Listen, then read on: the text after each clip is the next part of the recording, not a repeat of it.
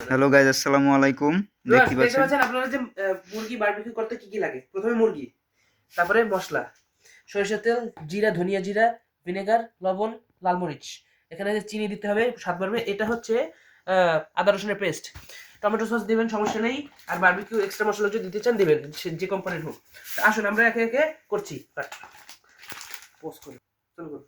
Viewers, চাকু দিয়ে করবেন কি, মাংসগুলা এরকম একটু কেটে নেবেন হালকা, মানে একটু পোস্ট দিয়ে একটু করবেন। আর তাহলে মাংসটা ভিতরে ভালোভাবে একদম গাড়াইবেন না, ভালোভাবে একটা পোস্ট দেবেন শুধু, যাতে মশলাটা ঢোকে। কারণ মশলা না ঢোকলে স্বাদটা লাগবে না। আর অবশ্যই বারবিকিউর 5 থেকে 7 ঘন্টা যত বেশি আগে মেখে রাখবেন তত ভালো। তো গাছ দেখতে পাচ্ছেন এরকম।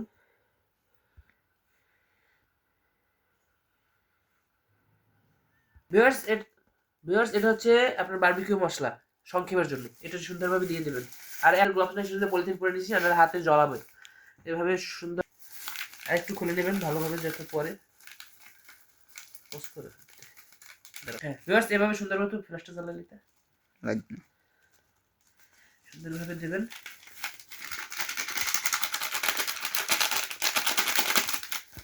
রসুন দো রসুন। এটা হচ্ছে আদা রসুনের পেস্ট, এটা দেবেন।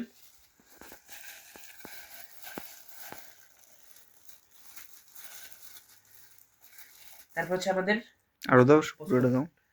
ভাই পুরো লাগবে, খিচুড়িতে দেওয়া লাগবে না। আচ্ছা।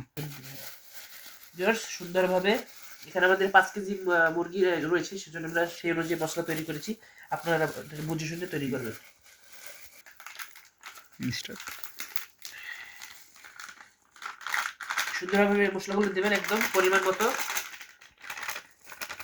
দেখতে পাচ্ছেন। তারপরে যেটা দিয়ে দেবেন সেটা হচ্ছে টক দই। টক দই না দিলে কিন্তু কোনো মজাই পাবেন না।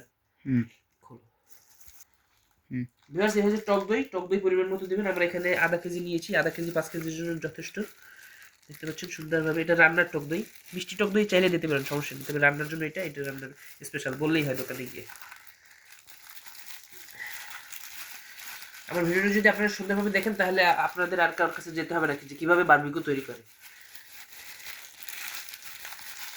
অ্যাকশন অ্যাকশন কই ভাই, অ্যাকশন কাট করি। ভিউয়ার্স, এখন হচ্ছে চিনি দিবেন, পরিমাণ মতো চিনি দিবেন। কারণ চিনিটা হচ্ছে কি বিভিন্ন খাবারের স্বাদটা তৈরি করে, বাড়ায় আর কি। আমি এখানে দিয়ে দিচ্ছি পরিমাণ মতো। একটু কমাই দিলে হবে, বেশি দিও না। আমরা বেশি যেহেতু দিলে চিনি মিষ্টি। বেশি খাই না, সুতরাং একটু কম দিয়েছি, যেহেতু শুধু মাত্র টেস্ট বাড়ায়, এই জন্য আর বেশি দিব না। গাইজ, ইতিমধ্যেই অনেক সুন্দর ঘ্রাণ চলে আসছে। জি, ওইটাও পাশে ready.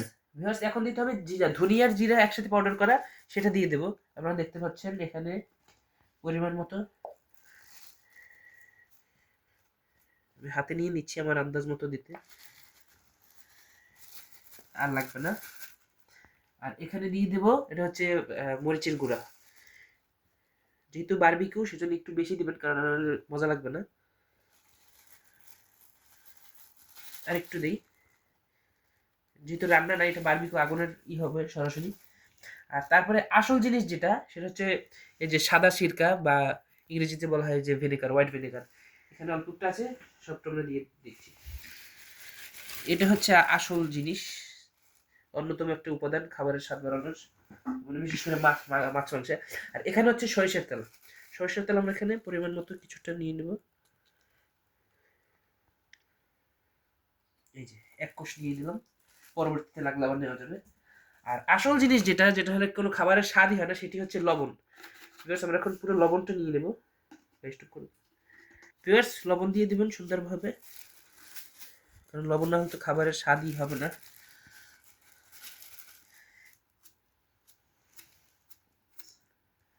Okay, and then marinate করে নেবেন সুন্দরভাবে। আর অবশ্যই একটু বেশি খেয়াল রাখবেন যে হাতে সস সস। গ্লাভস মেখে নেবেন না। সস থেকে ভাই, হাতে গ্লাভস না নিলে এই মশলা কিন্তু হাতে খুব জ্বালা পোড়া করবে। এখন দেখেন কিভাবে ম্যারিনেট করতে হয় সুন্দরভাবে। একটু বড় একটা হাঁড়ি নিয়ে নেবেন, যাতে ম্যারিনেট করতে সুবিধা হয় অবশ্যই। আর আমাদের সাথেই থাকবেন, আমরা পরবর্তী ভিডিওতে বারবিকিউ করাটা প্রসেসটা একদম চুলা কিভাবে, চুলার জ্বালানো থেকে মাংস হওয়া পর্যন্ত দেখাবো পরবর্তী ভিডিওতে আর কি। ভিউয়ার্স, এই ভিডিওর আজকে এই পর্যন্তই। এই ভিডিওটি ছিল শুধুমাত্র মাংস কিভাবে প্রসেস করে, আর মাংস কিভাবে বারবিকিউ করতে হয় সরাসরি আগুনের উপরে, সেটার জন্য লাইক, সাবস্ক্রাইব এবং কমেন্ট করে আমাদের সাথেই থাকুন। পরবর্তী ভিডিওতে চলে আসছে। আচ্ছা, পার্ট 2 এর জন্য অপেক্ষা করুন। এখন